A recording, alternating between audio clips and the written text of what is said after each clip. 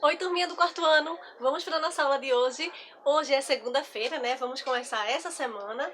E para começar, nós vamos estudar, continuar nosso exercício na área de ciências, na página 32. Abram aí na página 32. Vamos estudar hoje sobre desequilíbrio ambiental ou desequilíbrio ecológico, certo? Vamos lá. E para início, o que é desequilíbrio?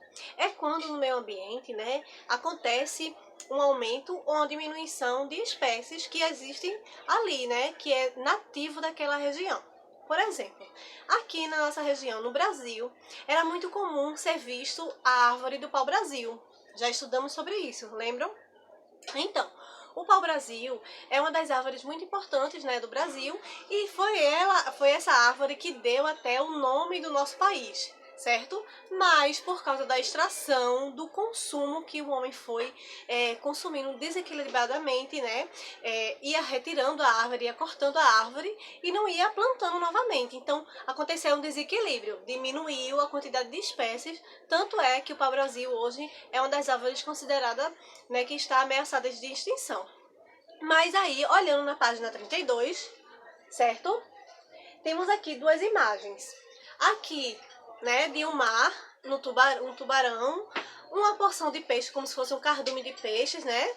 Aí tem todos os alimentos aí para cada espécie.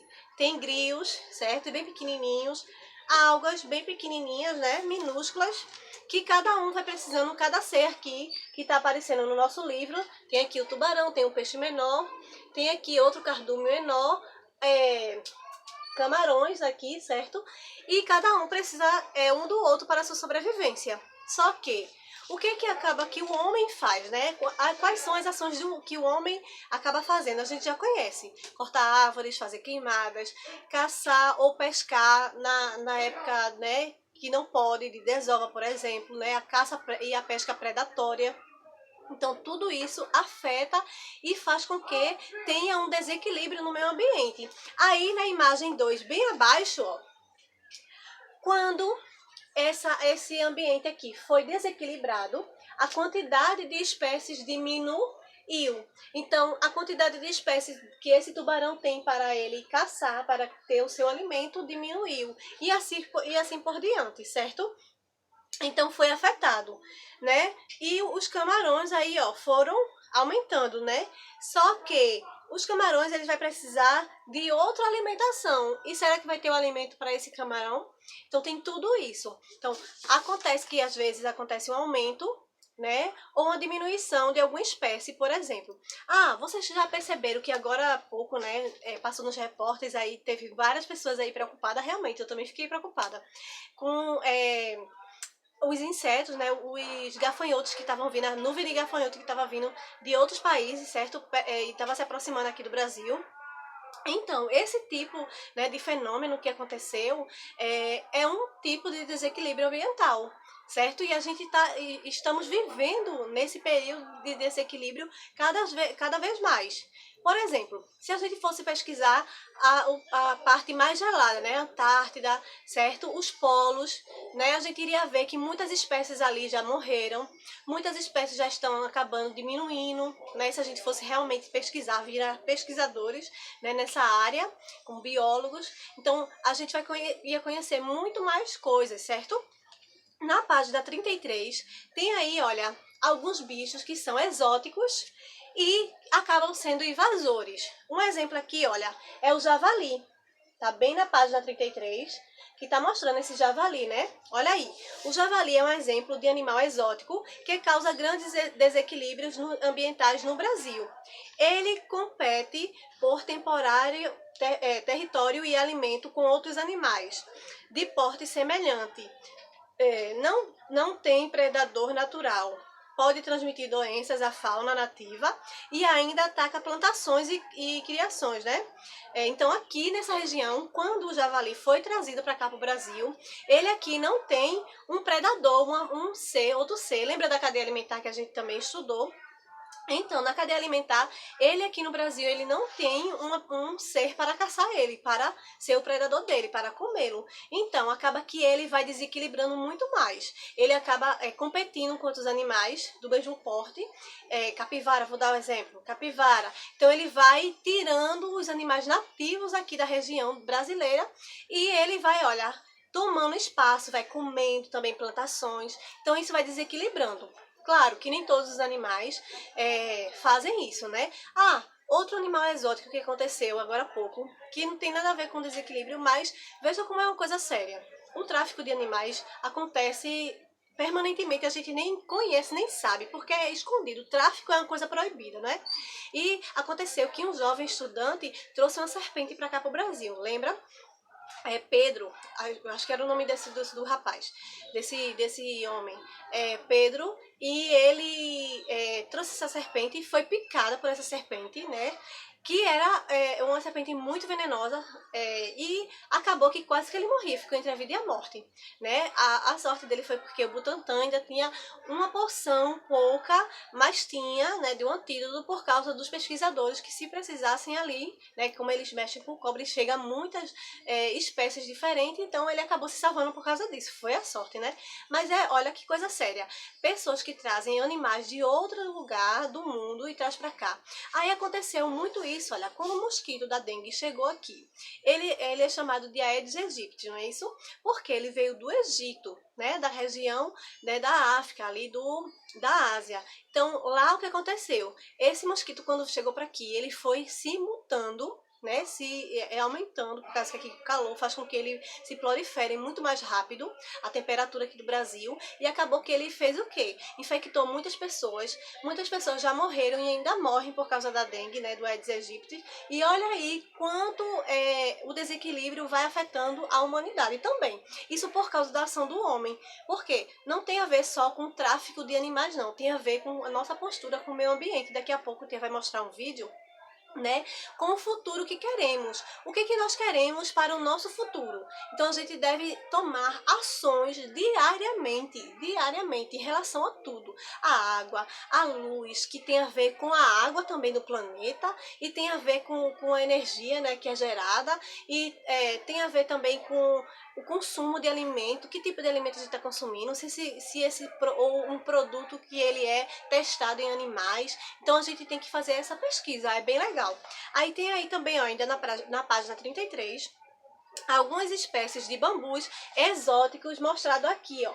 E esses bambus, o que pode dificultar, tia? Mas o bambu é tão bonitinho, né? É uma árvore, sim. Mas ela não é nativa daqui, então elas podem dificultar o desenvolvimento e a reprodução de plantas nativas do Brasil, própria do Brasil, certo? Então, dessa forma, os animais que dependem das plantas nativas, né, que tem aqui no Brasil, acabam sendo afetados. Então, esse animal que precisa comer, tipo, uma árvore que é própria aqui do Brasil e ela fica extinta, como é que ele vai se alimentar? Então, ele acaba sendo afetado e ele morre também. Então, é uma cadeia de desequilíbrio fatal, né? Aí, pra gente terminar a nossa tarefinha do livro, vamos fazer agora juntos a página 34, certo? Tem aí na página 34 conectado com matemática, isso mesmo, as matérias se conectam, né? Vamos ver. Um município tinha um grande lago na região central da cidade. Nele era possível ver peixes de tamanhos pequenos e médios. Os peixes alimentavam-se de águas microscópicas e de pequenos animais aquáticos. Pensando em deixar o lago ainda mais bonito, um morador resolveu introduzir algumas plantas aquáticas. Até é uma coisa cômica, mas sinceramente trágico, né? Conhecidas como aguapés. E aqui no Recife a gente vê bastante, principalmente no rio, quando a gente vai lá no centro da cidade. Esqueci o nome daquele rio, mas vamos seguir. Aí ele colocou plantas aquáticas conhecidas como aguapés. O que ele não sabia é que os aguapés podem se multiplicar e ocupar boa parte da superfície de lagos e lagoas. Isso mesmo. Aí, olha, o lago começou a ficar tomado de aguapés. E eles, olha, se espalharam e cobriram a superfície, uma boa parte da superfície do lago. Então, como é que aquelas águas, aquelas microalgas marinhas iriam se desenvolver? Os pequenos peixes também foram afetados, né? Aí vamos lá. Água-pés na superfície do lago, tá mostrando aí, né? Que Tia já mostrou. Observe o gráfico a seguir e compare o que aconteceu com os seres vivos do lago antes do água-pé, né? O número disponível antes e depois. Antes, como era o nível? Vamos lá. O verde são as águas microscópicas e os vermelhos os peixes. Olha aí. Certo? Isso.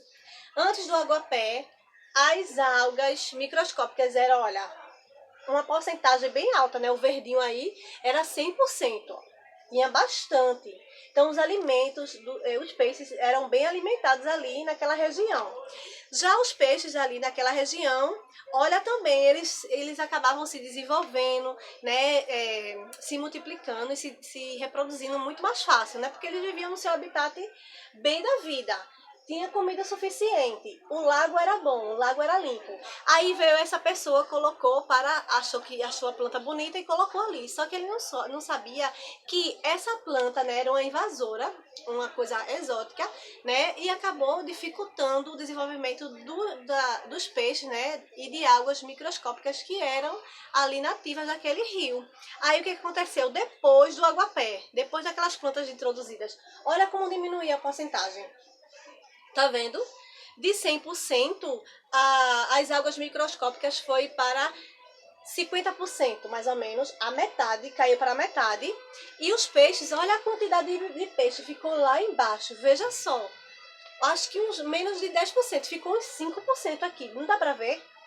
Tá vendo como é, assim, como uma pessoa fazer alguma coisa sem achando que vai fazer o bem para a natureza, mas a gente deve pesquisar. Certo? Aí tem aí também um desafio na página 34 que nós vamos resolver agora, certo? Esse desafio. Após analisar o gráfico, converse com seus colegas sobre as seguintes questões. Letra A. O que aconteceu com a quantidade de águas e peixes do lago após a introdução dos água-pés? Isso tá fácil, né? Diminuiu a quantidade. Escrevam aí, na letra A. Diminuiu a quantidade. Isso mesmo. E na letra B, vocês vão aí ver que a introdução dos água-pés no lago foi uma boa ideia, sim ou não? Não, né? Escrevam aí, não. Ponto. Tá perguntando por quê? Aí você vai colocar aí. Porque a presença dessa planta exótica provocou o desequilíbrio. Certinho? Ponto. E aí, finalizamos nossa tarefinha de classe, certo? O nosso assunto de classe. Tia vai deixar um videozinho para vocês aí, certo? Sobre ações que a gente, o que a gente quer para o nosso planeta, né? Relacionado ao meio ambiente. Nossas ações também afetam nesse desequilíbrio, né? Ajudar ou a melhorar, certo? Ou diminuir, né? Esse desequilíbrio fatal, certo? Eu vou deixar lá no grupo de vocês, vou deixar bem digitadinho lá a atividade, tá certo? Vai ser 3 questõezinhas. Deixa eu antes de colocar o vídeo dizer. Primeira questão, eu quero que vocês pesquisem ou procurem aí no livro, certo? Consulte o livro ou pesquisa. O que é desequilíbrio ambiental ou desequilíbrio ecológico? Um dos dois, se você pesquisar, vai aparecer o que é e você vai escrever. 2. Quais são as causas do desequilíbrio ambiental? Existem várias causas, não é isso? E 3, quais são as consequências dos desequilíbrios ambientais, certo? Depois que vocês escreverem isso aí no caderno, responder, manda pra tia, tá bom? A nossa aula aqui termina agora e tia vai deixar o vídeo aí pra vocês verem, tá certo? Boa semana, meus amores. Espero que vocês tenham gostado. Vai, tchau! O futuro que queremos. O que nós, como cidadãos, podemos fazer para contribuir com o uso mais racional dos nossos recursos naturais? Evite substituir desnecessariamente aparelhos que agregam alta tecnologia, como celulares, por exemplo, e reduza o uso de produtos descartáveis. Lâmpadas fluorescentes e de LED são mais econômicas e duram mais tempo do que as lâmpadas convencionais incandescentes. Dê preferência aos eletrodomésticos marcados com a classe A, por serem mais eficientes no consumo de energia. As indústrias de papel e celulose estão entre as campeãs de consumo de água e energia. Economize papel, imprimindo apenas o que for necessário. Cobre da sua prefeitura um sistema de coleta seletiva do lixo e uma usina de reciclagem. Os banhos devem durar 10 minutos no máximo, assim você economiza água e energia. Seja um consumidor responsável. Procure saber se as empresas que produzem os produtos que você usa têm uma atitude responsável em relação ao meio ambiente. Veja se elas reutilizam a água, se investem em inovação tecnológica para reduzir o consumo de energia e em produtos biodegradáveis. Cobre dos políticos e das empresas da sua cidade, do seu estado e do seu país tudo que for necessário para a conservação da biodiversidade, dos recursos hídricos, dos solos, para que a gente consiga alcançar a grande meta do desenvolvimento sustentável. Utilize transportes públicos ou organize sistemas de carona. Para curtas distâncias, utilize a bicicleta ou vá caminhando.